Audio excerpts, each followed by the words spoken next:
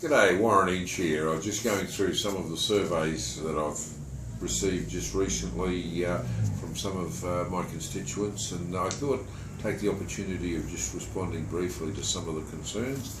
I have one here from Connie from Cooktown. Her concern is primarily in relation to requirement for more aged care places in Cooktown, and I have to say I haven't seen an application come through for the funding round for additional beds, but it's something I'll be going to Cooktown in November for the Cooktown races. I'll make the point of contacting the providers up there, have a yarn to them and see whether or not they're considering a further application and what needs to do to assist them if the need is there, as obviously Connie is raising.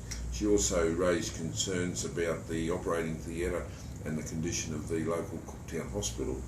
Connie, I have to agree with you absolutely. I mean, it's the last of the hospitals that has not, in the Cape, that has not been upgraded. I think it's well and truly overdue, and I'm certainly more than happy to work with you. This is something that has to be done through our Cape and Torres Strait Health Service, and I've raised it as an issue, and I'll continue to do that, and I certainly support you very much on that. It's about time we've got a new hospital in Cooktown. Another one here from Leslie from North Cairns. Leslie says, get AQUIS up and running and create jobs for Cairns. Les, it can't come soon enough. I mean, from a federal perspective, there's nothing more that we can do.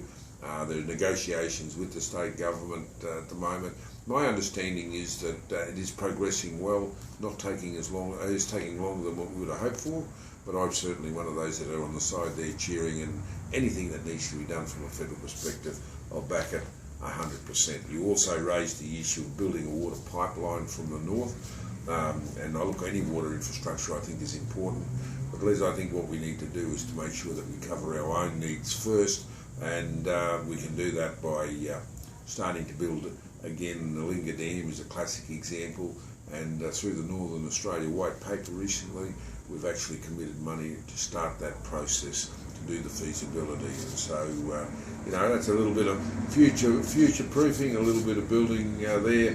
But you know, we need to do that, and the Linga is going to be critically important for future water supply for Cairns.